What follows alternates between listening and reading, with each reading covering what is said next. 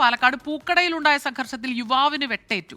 പാലപ്പുറം പല്ലാർമംഗലം സ്വദേശി മുഹമ്മദ് ഫെബിനാണ് വെട്ടേറ്റത്. കേസിൽ പത്തിരിപ്പാല മണൽപ്പറമ്പിൽ സെയ്ദാലി അറസ്റ്റിലായിട്ടുമുണ്ട്. ശ്രീകുമാരനാണ് ചേരുന്നത് പാലക്കാട് നിന്ന് വിവരങ്ങളുമായി. ശ്രീജിത്ത്, പറയൂ. സ്മിത, ഈ സെയ്ദാലി ഒറ്റപ്പാലം മായന്നൂർ പാലം ജംഗ്ഷനിൽ ഒരു പൂക്കട, താൽക്കാലികമായ പൂക്കട ഈ തിരുവോണം പ്രമാണിച്ച് ഉണ്ടാക്കിയിരുന്നു. അതിലൊരു കച്ചവടം നടന്നിരുന്നു. ആ കച്ചവട സ്ഥാപനത്തിലെ ജീവനക്കാരനായിരുന്നു ഫെബിൻ. ഇതുമായി ബന്ധപ്പെട്ട് ഈ കൂലിത്തർക്കവുമായി ബന്ധപ്പെട്ട് ചെറിയ സംഘർഷം ഉണ്ടാവുകയായിരുന്നു. അങ്ങനെയാണ് ഈ കത്തി, ഈ കടയിലുണ്ടായിരുന്ന പൂവൊക്കെ മുറിക്കാൻ വേണ്ടി, മാലയൊക്കെ കെട്ടാൻ വേണ്ടിയൊക്കെ ഉപയോഗിക്കുന്ന തരത്തിലുള്ള കത്തി ഉപയോഗിച്ച് വെട്ടിയിരിക്കുന്നത്.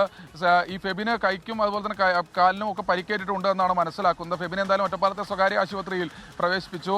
എന്തായാലും സെയ്ദാലിയെ ഇപ്പോൾ പോലീസ് അറസ്റ്റ് ചെയ്തിട്ടുണ്ട്. അല്പസമയത്തിന് തന്നെ കോടതിയിൽ ഹാജരാക്കുമെന്നാണ് അറിയിച്ചിട്ടുള്ളത്.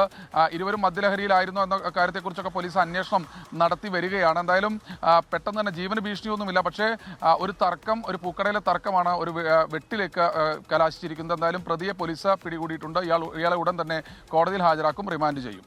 ലോകത്തെവിടെയായാലും ഏത് സമയത്തും 24 വാർത്തകളും ഓഗ്മെന്റഡ് റിയാലിറ്റി പാക്കേജുകളും എക്സ്പ്ലെയിനറുകളും വിശദമായി കാണാൻ ഞങ്ങളുടെ യൂട്യൂബ് ചാനൽ നിങ്ങൾക്ക് സബ്സ്ക്രൈബ് ചെയ്യാം.